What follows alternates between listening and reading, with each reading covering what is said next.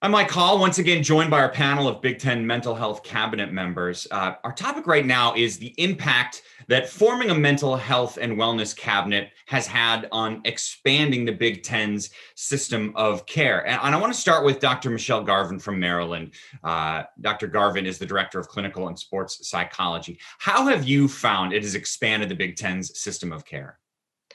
I think that the development of this cabinet has been just so instrumental in enhancing care that we can provide across our institutions. I think having Commissioner Warren really showing his desire to enhance the mental health of all our student athletes has been huge. Just making it known that this is something that we're pushing for. And even beyond that, just the having the support of our colleagues, especially during a time that's been really challenging. I know all of our disciplines have been trying to provide services and feeling like we're not in this alone, I think has helped me be a better provider just from that perspective.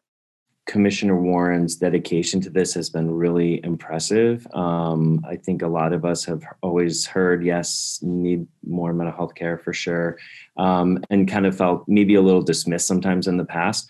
The fact that he has been present on almost all of our calls has really, I think, demonstrated his commitment to this ideal.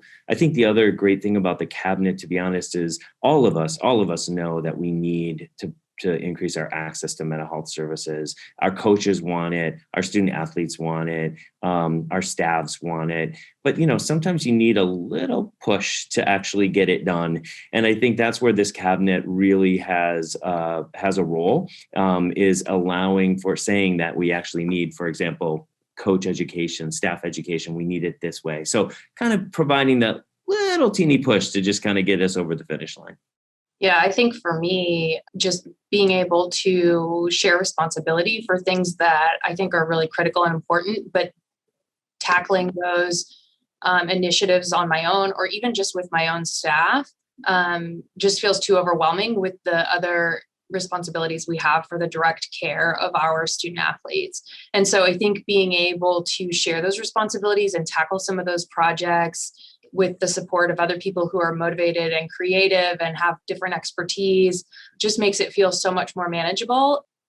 Yeah, that's a great point. The sharing and not feeling that you have to develop something on your own versus we can split it 13, 14 ways is huge.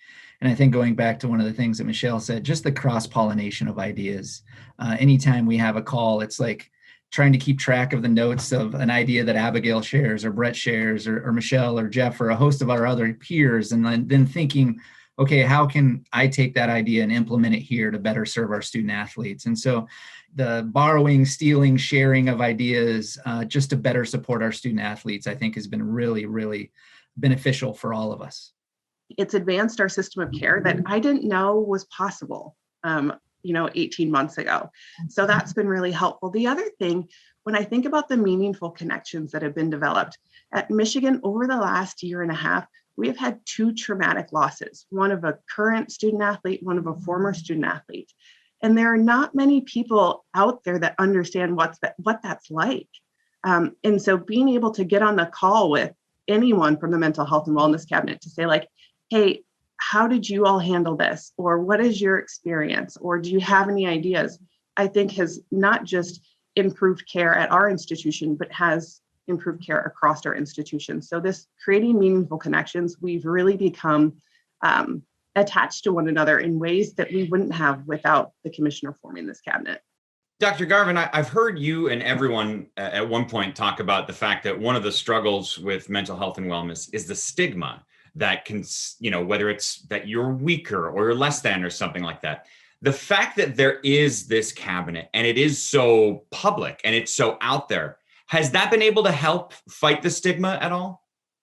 Absolutely. I mean, I think like everyone kind of mentioned, when you hear from Commissioner Warren that this is important, this is something we want to talk about, this is something we want to help enhance and improve, I think that sends a really huge message to everyone, not just our student athletes, but our staff, our coaches, our administration. It becomes a topic of conversation across the board. And that's really the first step in reducing stigma, getting people talking about this openly and about like, hey, these services are going to help you not just be a better human, be a better athlete, be a better friend, be a better coach, be a better whatever your end goal is. And so really just talking about it and that support from the conference is so critical.